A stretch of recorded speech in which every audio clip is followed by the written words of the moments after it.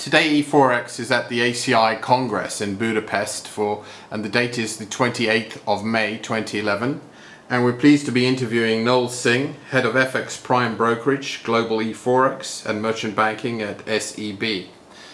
Noel, welcome, and thanks for taking the time to be interviewed by us. Thank you. Tell us where SEB fits in the prime brokerage space, first of all, and in the overall Forex space, second of all, with particular regard to currency pairs and so forth. Traditionally, SEB's prime brokerage offering has been a bit of an addition to the typical equity prime brokerage business and has facilitated our clients wanting to trade with multiple counterparties, so it's been a very simple business.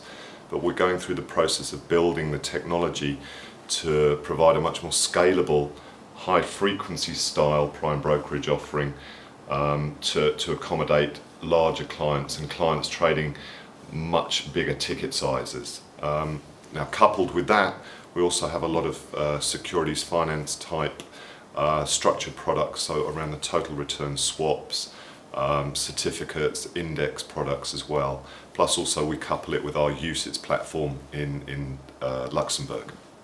And are there any particular currency pairs just in the pure FX cash, spot FX department that SEB specialises in? We specialise in the Scandinavian currency pairs. That's our niche.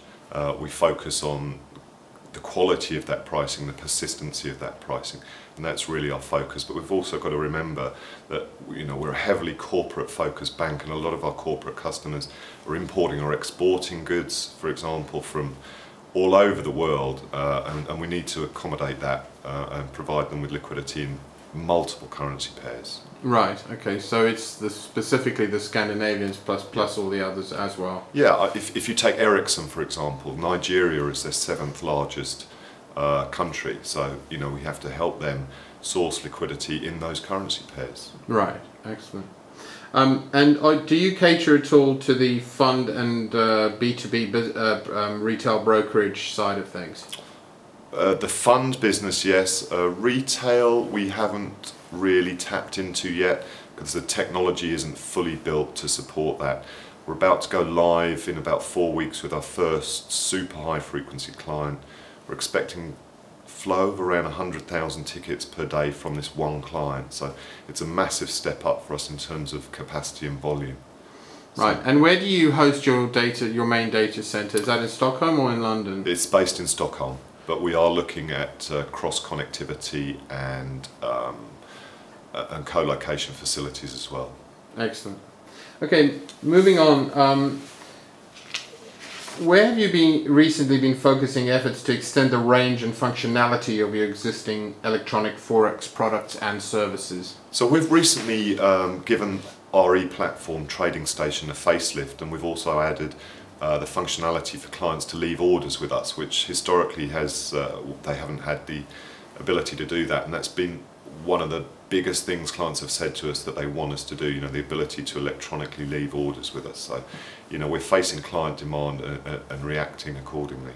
In terms of managing our liquidity, we've been putting a lot of algorithms in place to electronically manage our liquidity. So we're moving away from the e-flow going across the spot desk to actually having some intelligent algorithms to hedge that. And we're looking to move the pricing closer to the algorithmic book so that the pricing is derived from the underlying position that the book has. Interesting. And what do you see as the key attributes that electronic Forex platforms need to have these days in order to maintain their competitive edge, attract new users, and capture a bigger share of the overall global trading volume universe?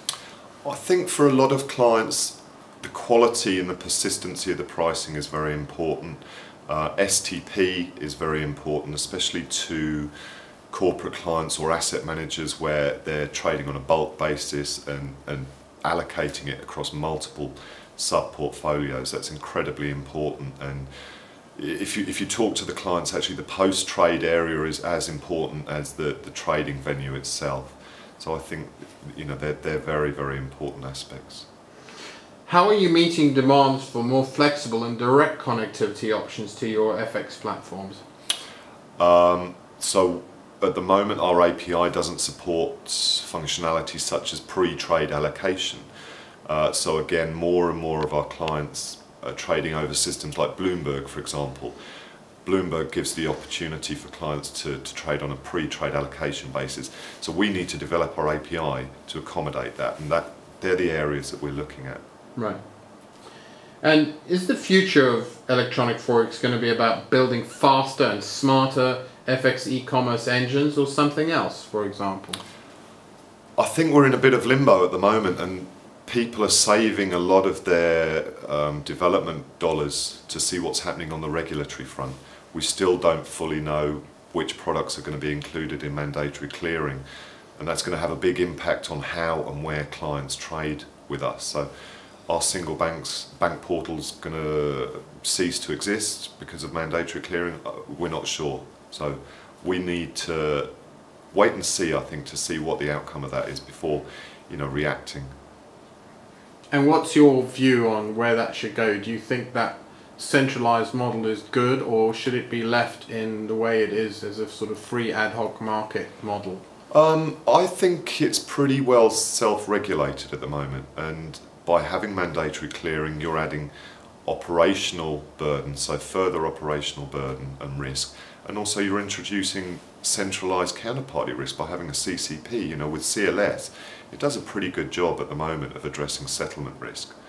So do you think maybe this is a case perhaps of regulation for the sake of it rather than for safety and security in the marketplace? I think FX has got caught up with the rest of the product types out in the market, and I think the regulators are realising, and there's talk that spot and forwards are going to be exempt, and I think they're realising that actually it is pretty well self-regulated, and they don't need to impose any further regulation.